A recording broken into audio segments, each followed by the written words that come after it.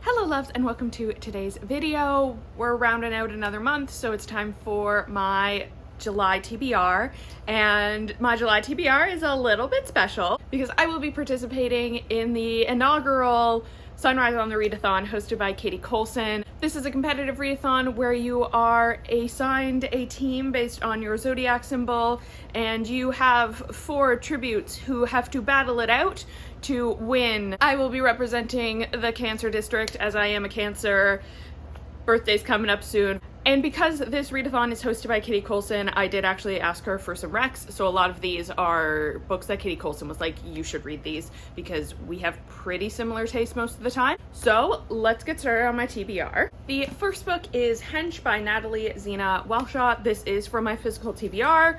So this is one I am looking forward to getting to. When I bought it, it was a standalone, and then I've been putting it off because it's now going to be a series. Try to avoid buying series at the moment because I keep committing myself to buying like 15 books. Hench is about a woman who's working as a temp, and she gets assigned a new temp position, which is as a henchman to an evil villain. I've heard really good things about this. I'm looking forward to reading it. I'm hoping that it critiques capitalism because that would be awesome.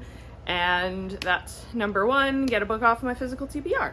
The second book I'm going to try and read, I have to see if I can find a copy of it in time, is the Hunger Games trilogy. Because Sunrise on the Readathon is inspired by Sunrise on the Reaping and the other Hunger Games novels. I haven't read the original trilogy since I was in high school. I was just like kind of okay on it, but I also thought I was too cool for teen books by that point. So I want to give it another try. I want to read it again and see how I feel about it as an adult. So that's on my TBR, again, depending on if I can get them in time. I don't own them, and I assume there's a backlog at the library because the new book just came out, but we'll make an attempt. If you don't know about the Hunger Games, it is about a dystopian society where once a year they choose 24 teenagers who have to compete to the death as like a sacrifice to remember the history of the war.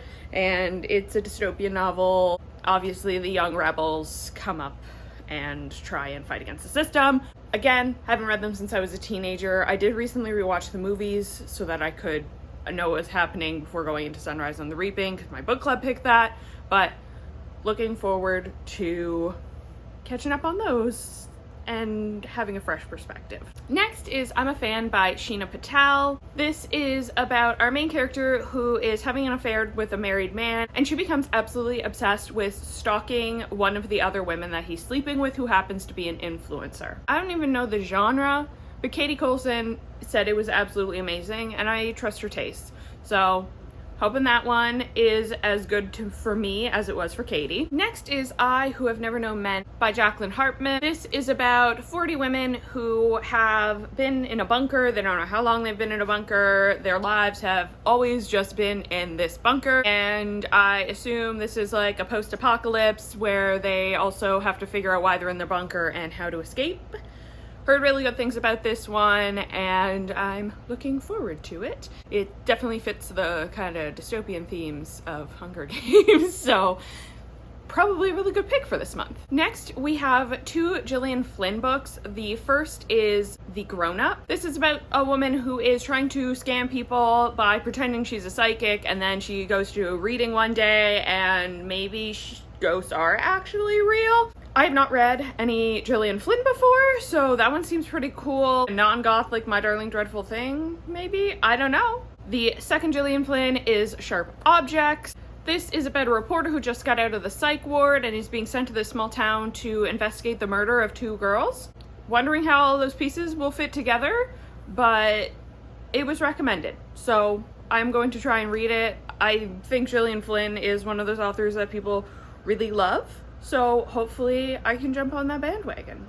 After that, we have Brother by Anya Ailborn. This is a horror novel about a family of, I think, killers, and then one of the sons in the family decides he wants to break the family tradition by not becoming a killer. This is kind of giving me what Cabin in the Woods, if it was like the story of the Buckner family, a redneck murder family that shows up. And I would love that. So I'm hoping this one's really good. I've been meaning to read it for a very long time. I actually bought it on ebook because that's how immediately I wanted to read it, and then I still haven't. So that gets one off my ebook TBR if I read it. Next is Fernanda Trias's Pink Slime. This is about a world ravaged by a plague where the only food that people eat is this like pink slime that comes in tubes. Post-apocalypse is the theme of the month, I guess. I'm pretty interested in like plague stories, as long as they aren't like very terrible COVID stories. So could be an interesting read.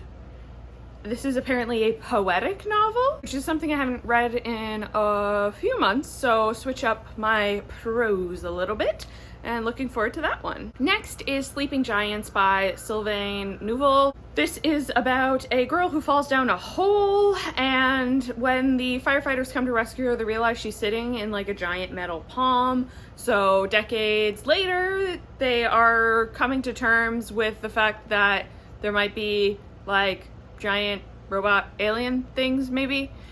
Reminds me a bit of the Carls from An Absolutely Remarkable Thing. I think it sounds cool. I have been recommended this by multiple people at this point, so I am really looking forward to getting around to this. I think this is a series, at least 2 books in the series. Hoping that I really like it. A little bit of a sci-fi to our dystopian list, I guess. Next is The Echo Wife by Sarah Gailey, staying in like sci-fi, but maybe a bit of a thriller. This is about a woman who has cloned herself in like groundbreaking research, and then her clone starts sleeping with her husband. I don't know where the thriller elements come in, but I'm sure there will be twists and drama happening all around that. And I have read Sarah Gailey before.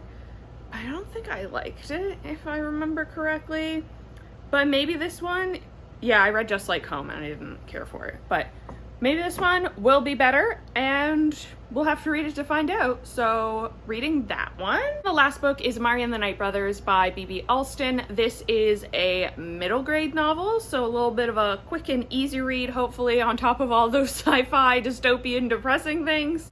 The first line of the description says Artemis Fowl meets Men in Black, and those were 2 of my favorite things when I was a kid. So that sounds perfect to me. This is about our main character whose brother has gone missing, and then she gets invited to this like school for supernatural affairs, and she is convinced that this school holds the key to finding her missing brother. That sounds great. Honestly, the Artemis Fowl and Men in Black comparison I was already sold on.